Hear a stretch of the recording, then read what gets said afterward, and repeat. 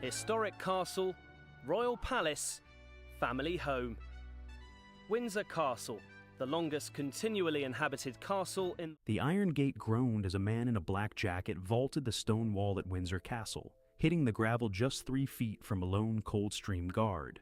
Before the sentry could raise his rifle, the intruder lunged forward, tackling the soldier into the wooden guard box with a sickening crunch. Up on the private stone balcony, 10-year-old Princess Charlotte was looking straight down at the violent struggle. While her nanny scrambled to pull her inside, the young princess did something completely unexpected that stopped a major security disaster in its tracks. Within minutes, the entire Windsor estate went into a complete tactical lockdown as emergency sirens began to wail across the grounds. The sudden breach happened at exactly 2 o'clock on a quiet Tuesday afternoon. The public pavements outside the castle walls were filled with the usual summer tourists watching the changing of the guard rehearsals. Everything appeared completely normal until the perimeter fence alarm system experienced a sudden, catastrophic drop in power. The digital monitoring screen inside the central security lodge flickered once and went completely blank, leaving a 30-yard blind spot along the northern perimeter wall. The intruder had been waiting in the public shadow of the local town hall, watching for this exact gap in the electronic defense line. Princess Charlotte had been spending the afternoon in the private sitting room overlooking the lower ward of the castle. She was working on a drawing project near the large bay window when she heard the distinct sound of gravel scraping near the outer gatehouse. When she looked down, she saw the intruder moving with aggressive speed toward the station sentry. The guard was caught completely off guard, as his rifle was held in the formal shoulder arms position required for the ceremonial watch. The physical impact of the attack sent the soldier's heavy bearskin hat flying across the courtyard as both men went down onto the hard stone path. The response from the main security hub was delayed by a critical failure in the automated backup generators. The emergency operators were forced to manually reset the communication consoles, a process that could take up to 90 seconds under standard military guidelines. During those 90 seconds, the lone guard was completely isolated, fighting to keep the attacker away from the secure electronic keypad that unlocks the inner palace doors. The intruder was shouting incoherently, trying to force his way toward the private entrance used exclusively by the senior members of the royal family. Charlotte did not freeze or run away from the window when the violence began. She had attended multiple private family security briefings at Kensington Palace over the past 3 years, where royal children are taught how to react to unexpected alarms. She immediately ran to the wall next to the main corridor door, where a red emergency intercom button is located just 4 feet from the floor. She pressed the panel firmly and spoke into the microphone in a clear, level voice, stating her exact location and reporting a physical assault at the northern gatehouse. Her direct action bypassed the stalled computer systems entirely, sending a high-priority audio alert straight to the handheld radios carried by the armed protection officers on patrol. The responding team had been stationed near the Royal Mews, nearly 200 yards away from the incident. Charlotte's precise description allowed them to navigate the narrow castle alleyways without losing a single second. 3 armed officers in tactical gear rounded the corner of the lower ward just as the intruder was attempting to pin the guard to the ground. The officers deployed their standard tasers within 5 seconds of arriving at the scene. The attacker was instantly neutralized and brought to the ground, where he was quickly handcuffed and searched for hidden weapons. The local ambulance service was summoned to treat the injured guard, who had suffered a severe shoulder dislocation and facial cuts during the brief but intense struggle. The entire area was cordoned off with blue police tape as forensic teams arrived to examine the point where the perimeter wall had been breached. A major mystery developed when the police examined the contents of the intruder's backpack. They found a detailed physical map of the castle's internal corridors, along with a list of the private daily schedules for Prince William's children. The map bore handwritten annotations indicating a sophisticated level of insider knowledge of the palace layouts. This discovery immediately transformed a standard trespassing case into a major counter-terrorism investigation, as detectives realized the attacker had access to information that is strictly classified under the Official Secrets Act. The investigation into the source of the leaked map began before the suspect was even processed at the local police station. Princess Anne's protocol and security audit team arrived at Windsor from London by 3 o'clock to oversee the internal inquiry. They focused their attention on a private contracting firm, that had recently completed maintenance works on the castle's underground heating pipes. The contractor had been issued temporary paper blueprints of the lower ward, and one of those sheets had vanished from the site office 3 weeks earlier without being reported to the palace authorities. The mystery of the missing blueprint was resolved later that evening when digital access logs revealed that a disgruntled former employee of the maintenance firm had sold the document to an online network. The suspect arrested at the gate had purchased the map just 48 hours prior to launching his assault. The quick resolution of the source did little to calm the tension inside the palace walls, as the royal family realized how close the intruder had come to entering the private living quarters. Prince William arrived at Windsor from an official engagement in London less than 40 minutes after his daughter pressed the emergency button. He went straight to the private apartments to check on Charlotte, who was already being looked after by her mother and the palace medical team. William reportedly expressed immense pride in his daughter's presence of mind under extreme pressure. He told the assembled courtiers that her quick decision had undoubtedly saved the guard from further injury and prevented a much larger security breach. By late afternoon, the official police statement was released to the national media. The text praised the swift action of the responding officers, but left out any mention of Princess Charlotte's role in triggering the alarm. The palace was determined to protect her privacy, while the wider investigation into the security leak continued. However, the internal report circulated among the senior royals confirmed that the 10-year-old princess had shown the same steady nerve and discipline that has defined her great-aunt, Princess Anne, for decades. Minutes of total panic. The heavy wool uniform of the Coldstream Guard offered zero protection against the hard gravel of the courtyard. The soldier's fingers gripped the smooth steel barrel of his standard-issue rifle, attempting to use the weapon as a barrier between himself and the attacker. The intruder's hands were clawing at the leather chin strap of the soldier's fallen bearskin hat, trying to pin the man's head back against the sharp stone edge of the sentry box's drainage channel. The sound of tearing fabric and low, breathless grunts echoed off the high medieval walls of the lower ward, entirely muffled from the public street outside by the thick oak timber of the main gate doors. The choreography of the struggle was chaotic and brutal. The sentry had been trained for hours on the parade ground in steady, rhythmic movements designed for public display. He was completely unprepared for a close-quarters wrestling match against an opponent who was ignoring the basic pain compliance techniques taught in modern military training. The attacker used his entire body weight to press the guard down into the narrow gap between the wooden box and the stone wall, effectively cutting off the soldier's ability to reach the emergency radio transmitter attached to his thick leather belt equipment pouch. The physical isolation of the position made the situation increasingly desperate. The northern gatehouse is located at the lowest geographical point of the Windsor estate, hidden from the view of the main administrative offices by the massive bulk of St. George's Chapel and the Royal Library block. Under normal operating conditions, a secondary watchman is stationed inside the gatehouse window to monitor the external approach angles. This second soldier had left his post 5 minutes earlier to complete a mandatory physical inspection of the lower water valves, leaving the exterior sentry entirely alone to face the sudden assault from the wall. The failure of the automated perimeter alarm sequence amplified the danger with every passing second. The Central Security Lodge at Windsor utilizes a sophisticated microwave barrier system designed to detect any object over 20 kilograms crossing the outer boundary lines. When the intruder cleared the stone coping, the sensor dropped below its required operating voltage due to an undetected short circuit in the underground fiber optic cables. The digital mapping console inside the main guard room did not register a red alert icon. It simply showed a standard green status light, indicating that the northern perimeter remained entirely secure and undisturbed. The physical layout of the gate area created an immediate tactical problem for the responding units. The gravel path is bordered on both sides by historic iron railings that restrict the movement of vehicles and personnel to a narrow single-file lane. Even if the alarm had functioned perfectly, the standard emergency response vehicle, a modified tactical Land Rover, would have been unable to drive directly to the scene without navigating 3 separate tight stone arches that require precise low-speed handling. The rescue operation would have to be conducted entirely on foot by officers running down from the upper castle terrace. A distinct mystery developed during the second minute of the physical altercation. The guard managed to break his right arm free from the attacker's grip and reached for his heavy metal whistle to sound a manual alarm to the surrounding quarters. The attacker did not try to stop the movement.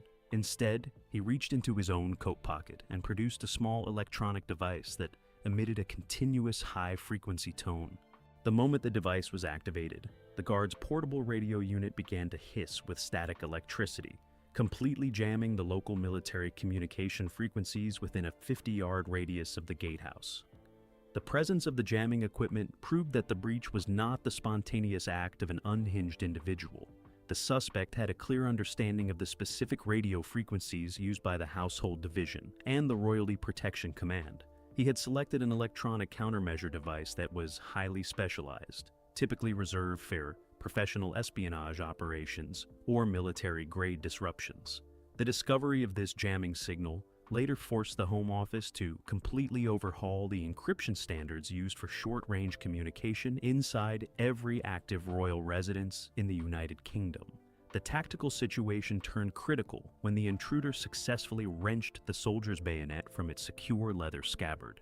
The steel blade caught the dull afternoon light as the attacker raised it above the guard's chest. The soldier was forced to use both hands to grip the intruder's wrists, holding the weapon inches from his neck, while his boots kicked frantically against the wooden panels of the sentry box to create an audible disturbance.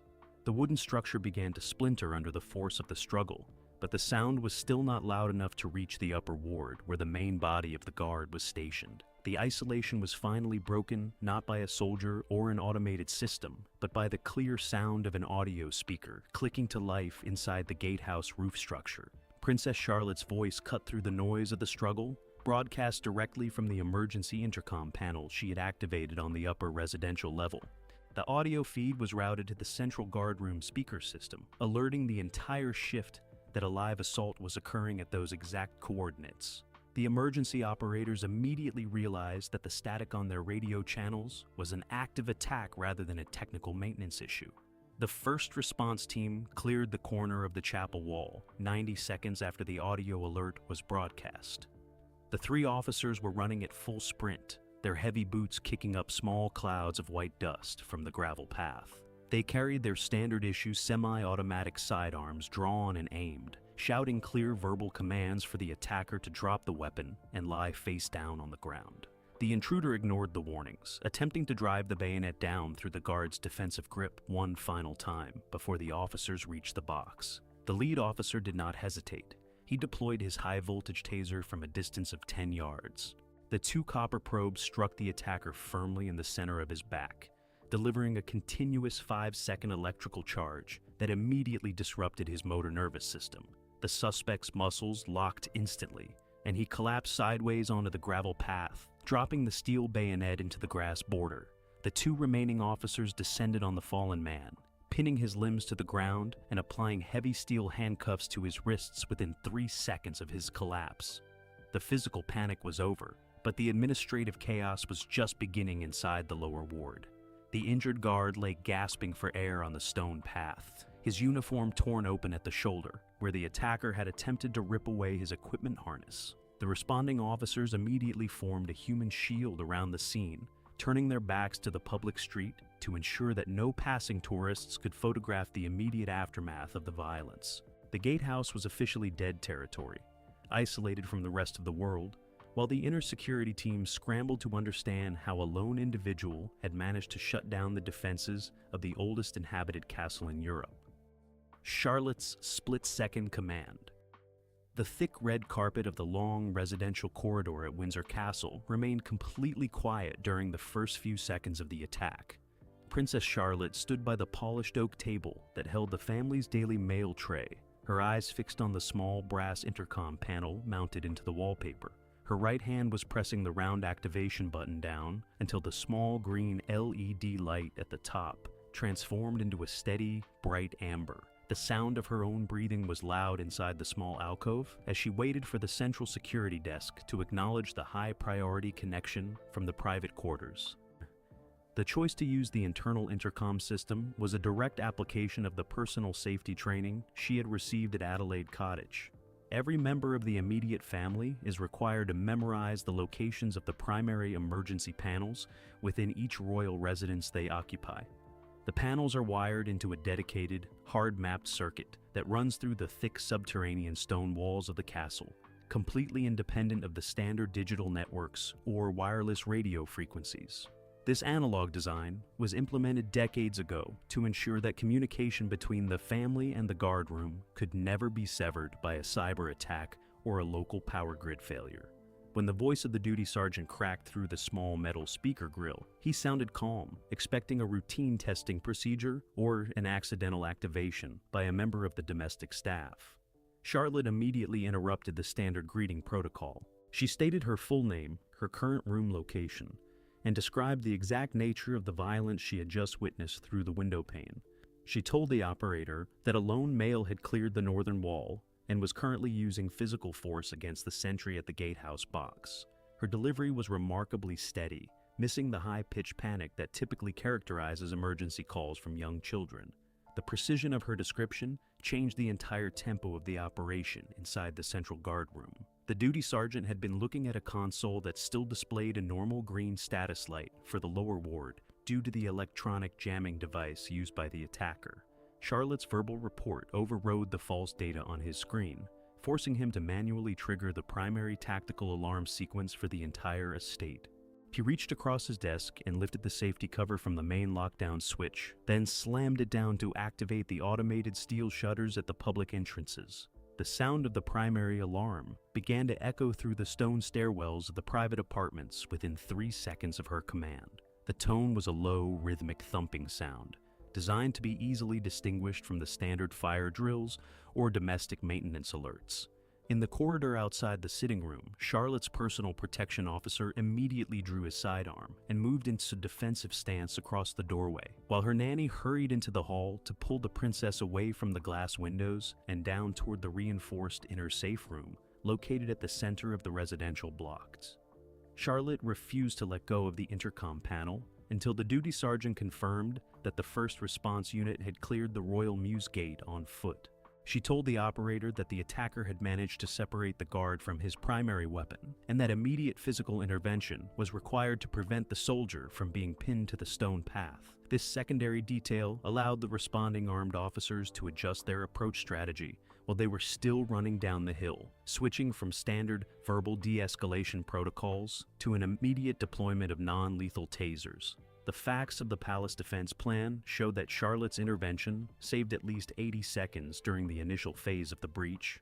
Under standard operating guidelines, if a perimeter alarm fails to register a crossing, the security team relies on periodic visual checks via the external closed-circuit television cameras. Because the northern gatehouse camera was scheduled for a rotating sweep every 2 minutes, the attacker would have had nearly a full minute of uninterrupted access to the inner door keypads before the guard room noticed the struggle on their monitors. Charlotte's split-second decision closed that critical window completely. A distinct mystery developed during the opening seconds of the formal palace lockdown procedure, when the automated command was sent to seal the heavy iron gates at the king's private entrance. The hydraulic pistons failed to engage, leaving a 4-foot gap in the primary physical barrier. A secondary warning light began flashing on the main security board, indicating a mechanical obstruction within the underground track mechanism. The gate area had been inspected by a specialized engineering team just 3 hours prior to the incident, and the system had been logged as fully operational with 0 mechanical defects. The security team dispatched a secondary armed unit to secure the open gate, while the engineering staff rushed down to the track with diagnostic equipment. The mystery of the stalled piston was resolved within 10 minutes when technicians discovered a small, high-density rubber wedge jammed deep inside the track gear teeth. The wedge had been deliberately placed there to prevent the gate from forming a complete seal during an emergency. The placement of the object required access to the secure maintenance hatch, which is protected by a dual key locking system managed exclusively by the Castle Works Department.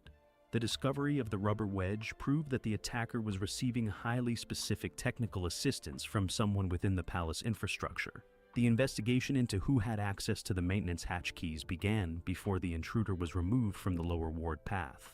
Princess Anne's security coordinators ordered an immediate freeze on all staff identity cards. locking down every exit from the estate to prevent any internal accomplice from leaving the grounds during the initial confusion. The palace was no longer dealing with an isolated trespasser. It was facing an active internal security conspiracy. Prince William reached the inner safe room at 2:45, having traveled under armed escort from his office in central London. He found his daughter sitting quietly on a sofa, accompanied by her mother and the senior medical officer who was conducting a routine check of her vitals. Charlotte showed no outward signs of physical shock or distress, answering her father's questions with the same direct clarity she had used on the intercom system. William reportedly told the responding security chiefs that his daughter's discipline had saved the institution from a catastrophic public relations disaster and a potential loss of life. By late evening, the internal review of the intercom recording was finalized by the Counter-Terrorism Command. The transcript of Charlotte's conversation with the guard room was entered into the official case file as primary evidence of the breach timeline. The senior officers noted that her adherence to the safety protocols was flawless, demonstrating a level of situational awareness that is rare even among seasoned court officials. The young princess had effectively taken the reins of the situation during a moment of total administrative failure, proving to the senior royals that the next generation of the bloodline possessed the necessary steel to handle the intense pressures of the modern crown. The palace locked down an investigation. The heavy steel shutters of the Windsor Castle Visitor Center slammed down into their concrete tracks at exactly 2:15 on Tuesday afternoon.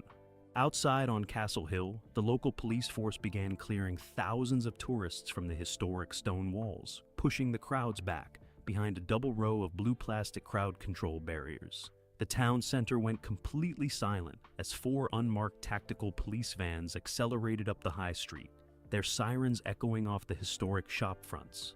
Inside the lower ward, the suspect lay face down on the wet gravel, his hands secured behind his back with heavy plastic zip ties while a counter-terrorism officer searched his boots for hidden tools.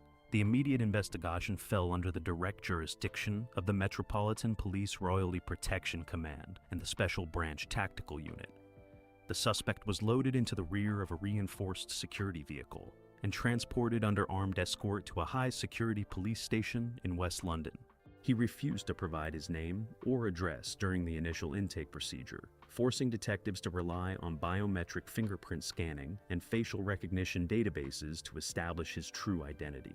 The digital scan produced a match within 12 minutes, linking the individual to a radical anti-monarchy cell that had been operating out of Eastern Europe for the past 18 months. The facts of the suspect's background revealed a highly organized cross-border network that had been tracking the daily movements of the royal family since early spring. The digital forensics team bypassed the encryption codes on the suspect's mobile device by 3 o'clock, discovering over 40 high-resolution photographs of the castle's private residential entry points.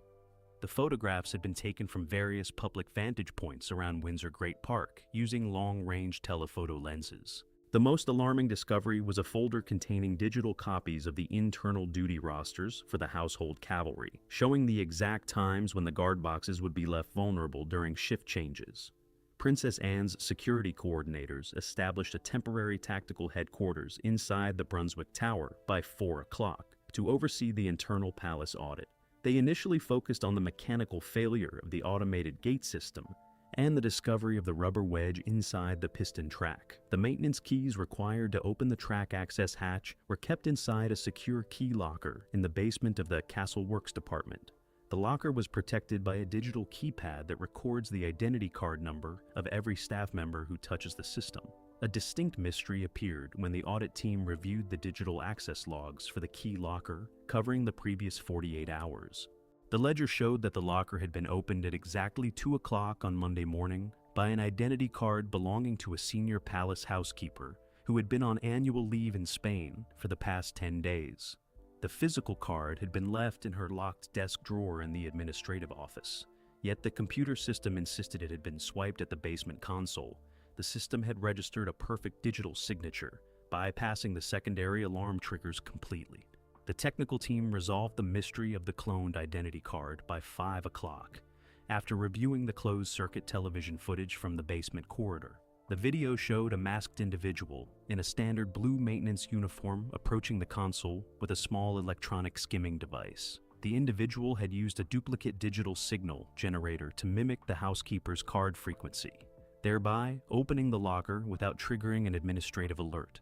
The intruder had spent less than 3 minutes inside the basement, selecting the specific key for the gate hatch, before disappearing up the service staircase toward the lower ward. The discovery of the skimming device proved that the palace was dealing with a sophisticated technical breach that required advanced specialized equipment. The investigation immediately shifted to the external contractors who had been granted short-term security passes to install new communication cables inside the administrative offices during the previous month. The police launched a comprehensive background check on all 75 workers who had entered the estate, freezing their current access privileges and executing search warrants at 3 local commercial offices in the Berkshire area. By early evening, the forensic team had completed its examination of the electronic jamming device that had cut off the guards' radio communication during the initial attack. The unit was identified as a modified military-grade signal blocker that had been smuggled into the country in separate components to avoid detection at the border. The device had been tuned specifically to the short-range, ultra-high frequency used by the Royal Protection Command, indicating that the attacker possessed an exact knowledge of the palace's internal emergency radio bands. This finding forced the Home Office to initiate an immediate emergency transition to an encrypted satellite communication network for all senior royals. The resolution of the internal security audit led to the permanent removal of 3 contract management firms from the Royal Estate Registry before sunset. Princess Anne signed the official termination orders, ruling that the companies had failed to maintain adequate control over their digital credentials and physical blueprints. She also ordered a complete physical inspection of every foot of the perimeter wall, instructing engineers to install additional high-density micro-vibration sensors that can detect a human climbing the stone coping, even if the main power grid experiences a drop in voltage. The suspect remained in a specialized interrogation suite throughout the night, facing detailed questioning from senior counterterrorism detectives regarding the ultimate objective of his breach. While the official police files remain strictly classified under national security regulations, internal palace memos confirmed that the suspect had intended to gain access to the private residential corridors to stage a highly visible political protest before the television cameras. The presence of mind shown by Princess Charlotte in utilizing the hardwired intercom system had completely shattered his timeline, forcing his neutralization before he could even reach the secondary inner door defense line. The nation's response to the future. Princess Royals. The public entrance to Windsor Castle reopened to the general public at exactly 9 o'clock on Thursday morning. A line of 200 tourists moved slowly through the main security tent, their bags passing through the updated digital X-ray scanners under the close supervision of 4 additional armed officers. Outside the northern gatehouse, the splintered wooden panels of the sentry box had been completely replaced with a reinforced composite material that matches the historic stone wall. A fresh guard from the household division stood at absolute attention on the new gravel path, his rifle held firmly across his chest as the morning sun hit the gilded ironwork of the gate. The public reaction across the United Kingdom transformed over the following 48 hours as details of the incident began to filter out through official channels. While the initial police announcements had focused strictly on the arrest of the suspect, a senior Whitehall source leaked the internal security log timeline to a prominent national Sunday newspaper. The revelation that 10-year-old Princess Charlotte had personally triggered the tactical alarm from her window seat stunned the British public. The national conversation shifted immediately from a debate over palace security vulnerabilities to widespread admiration for the young princess's calm demeanor under intense pressure.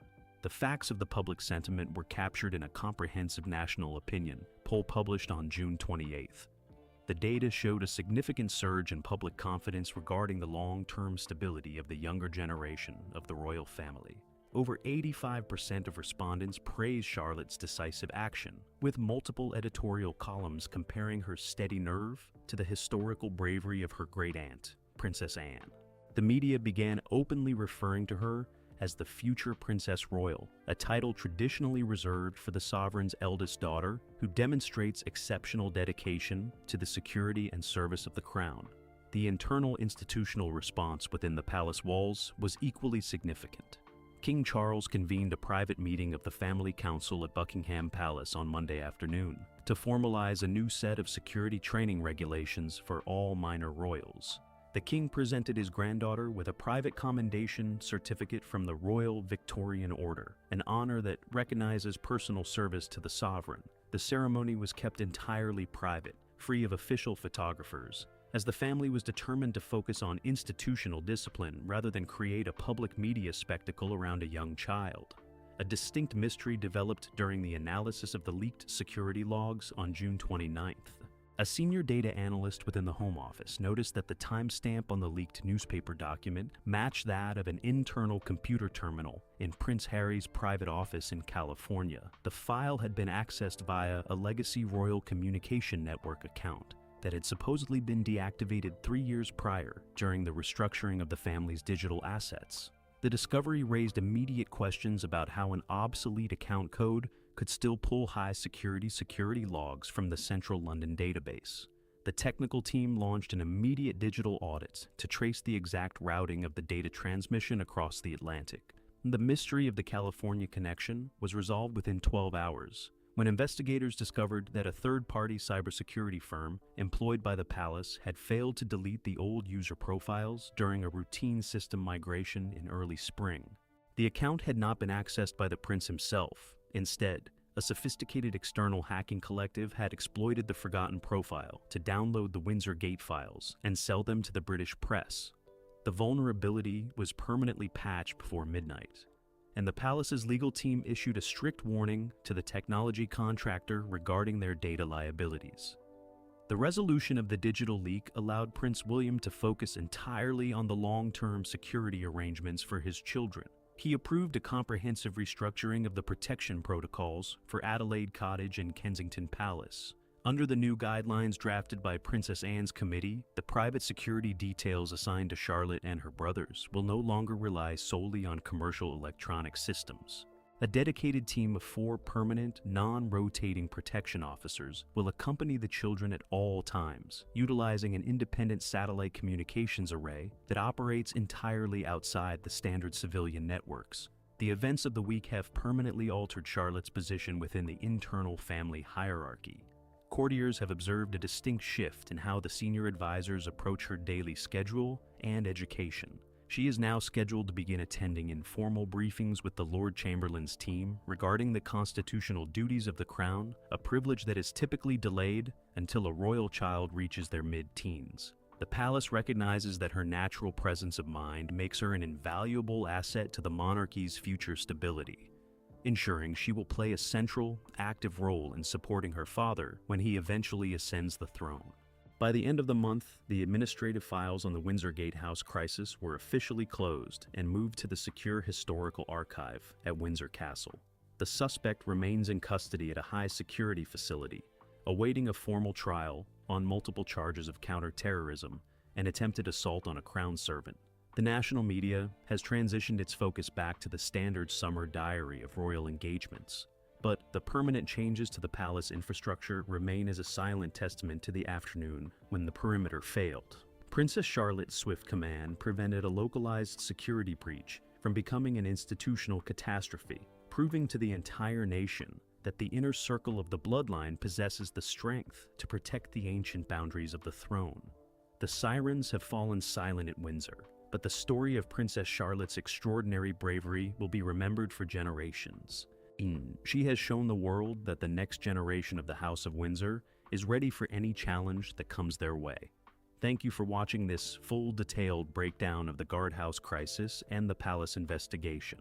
If you want to stay informed on every major development within the British royal family, make sure to hit the subscribe button right now. Don't forget to click the bell icon so you are always the first to know when a new video is posted. Share your thoughts in the comments section below. Do you think Princess Charlotte has proven she has what it takes to be the next Princess Royal? We will see you in the next video.